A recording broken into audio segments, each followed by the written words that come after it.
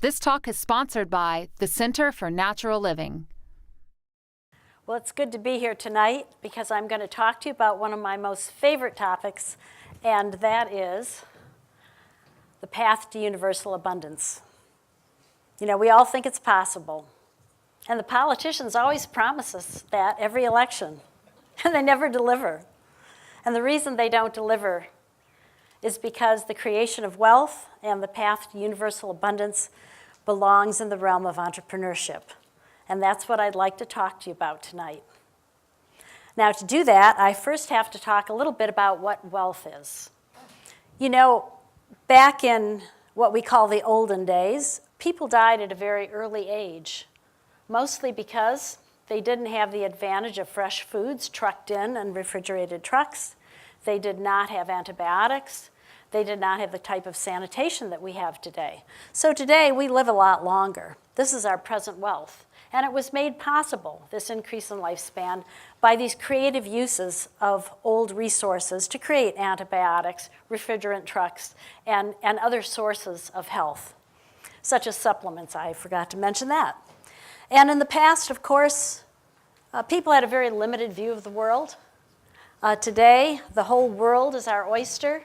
And in the future, the universe will be our oyster, so to speak. Now, again, all these changes are brought about by simply understanding that wealth is not money. It's the goods and services that we can create that our money buys. If we were on a desert island, we could have all the money in the world, but if we had no food, water, or medicine, we would not consider ourselves wealthy, especially if we couldn't buy it. So let's talk about what's happened to the world in the past and the future. Here we have the gross national product per capita. Basically, it means the amount of wealth creation per person. I mean, it's a measure of wealth creation, an imperfect one, I agree, but the best we've got. And here we've got the different years. And back, you know, in the 1700s, everybody, and all back here in the years I haven't shown, everybody was pretty much living on $1,000 a year, what the equivalent wealth would be for $1,000 a year. That's not very much. And that happened for centuries until one day, what happened? Well, at the late 1700s, early 1800s, all of a sudden, in what we now call the developed world, we got an increase in wealth creation, a very big increase. But in what we call the third world, there wasn't much change. Why did that happen? Well, it happened because in the late 1700s, early 1800s, we had an unusual situation called the United States of America, in which economic freedom became a reality. Now, prior to that, if you wanted to be an entrepreneur, well, actually, it was very difficult because you had to go to the king or the monarch, and you had to get permission to engage in that particular activity. And if you were one of the lucky ones, you got a monopoly. And if you weren't one of the lucky ones, he just said no.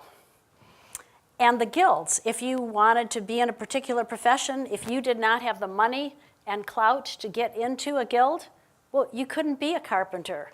You know, you couldn't shoe horses. You couldn't do whatever it was you wanted to do without permission of the guilds. Well, that didn't happen in the US. So all of a sudden, entrepreneurs were able to do what they do best, which is create wealth, new ideas, putting old resources to new uses. So that's what happened. Now, to give you an example of how this works in real life, John Stossel, when he was with ABC News, he's now with Fox Business News, he went and he decided he was going to open a business selling Frisbees. So he went to Hong Kong, which had been rated shortly before he did this as the most economically free area in the world. And he was able to open his business in hours. In New York City, it took weeks. In India, it took years with no promise that he would ever be able to open his Frisbee store. Now, what this means is that there were so many regulations and hurdles that he was not able to get his business going in India. And this is why India is poor relative to the United States. And the United States is getting a little less wealthy compared to Hong Kong. Their per capita income at the time of this study was actually quite high and a little bit higher than the US. So, if regulation is driving people out of business, how does this work? Let's see some more evidence. So, if you look at what happened between 1980 and the early 90s in the US, and you look at regulators in the thousands, you see that in the Reagan years, the number of regulators actually decreased considerably, about 20%. And while that was going on, the number of private sector jobs increased. And this increase was in the millions as opposed to thousands for the federal regulators. And of course, the situation then reversed itself years later. What this shows is that regulators, on average, destroy 150 private sector jobs. And which jobs are they destroying? The entrepreneurial jobs, the small businesses. Why is this bad? Small businesses create about 80% of the jobs.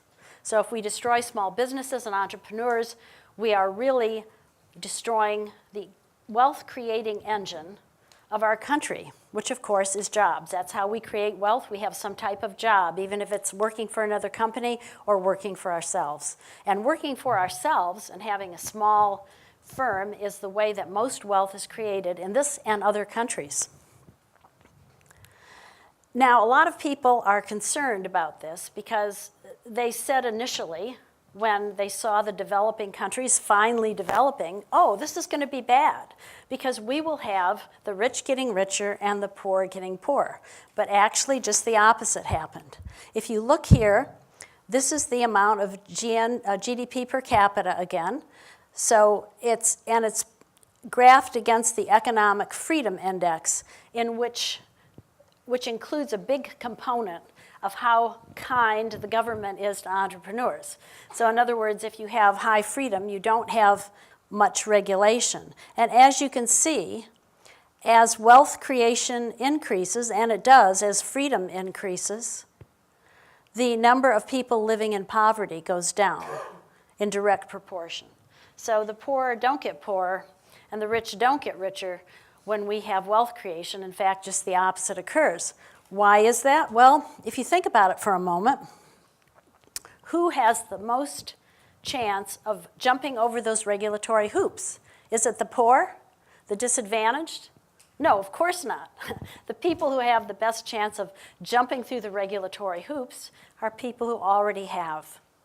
And in this slide, what I'm showing you is that there's good news. The good news is that this is being recognized. And here we see clients of the Institute for Justice. This is an organization that is quite interesting and actually now has a branch in Austin. And what they do is they seek out people who are being put out of business by regulators and taking on their case pro bono. And they are doing a great job. I don't have any association with them other than being a donor, but I'd like to plug them a little bit. They've been to the Supreme Court a couple times now. They are doing a fantastic job. And look at who their clients are, who tried to start a taxi cab service or a limo service, but the regulations said that before they could do that, the people who were already in business got to weigh in and tell the regulators whether or not this new service was needed. What do you think they told them? It's just like the regulations we heard about with the beer earlier. The big beer companies limiting the little beer companies through regulations, and this is what's happening. Now, of course, one of the reasons we have regulations is we believe that it will protect the consumer. But in fact, unfortunately, or fortunately, depending on how you look at it, that does not seem to be the case either. Here in the United States, for example, we have laws regulating the training that an electrician must get before they can get that license. So every state is different. Now, if it protected the consumer to have these regulations, we would expect there to be fewer accidental electrocutions in states with the most rigorous licensing laws. In fact, we see just the opposite. Why? Because if we have a regulation that says you have to go to school for so many years, apprentice for so many years, and it will cost so much money, the higher those regulations are, the fewer people can afford to become electricians. That means that there won't be many electricians, and with supply and demand, it means they can command higher prices. So that when the poor person has a problem with their electricity, what do? They can't afford the electrician, they don't call the electrician, or they try the repair themselves and end up being electrocuted. So oftentimes, these regulations are so excessive that they actually kill the very people that they're purported to protect. Now, more good news. What happens when a country decides that they are going to stop government spending, which really means they're going to have fewer regulators because most government officials are regulators of some type, and they are going to have fewer restrictions on entrepreneurship? Well, what happens is, again, if you look at the wealth creation in those countries, you actually see that when they go from high spending to low spending, that they increase their wealth creation. And these three countries that I'm showing you are Ireland, New Zealand, and United Kingdom.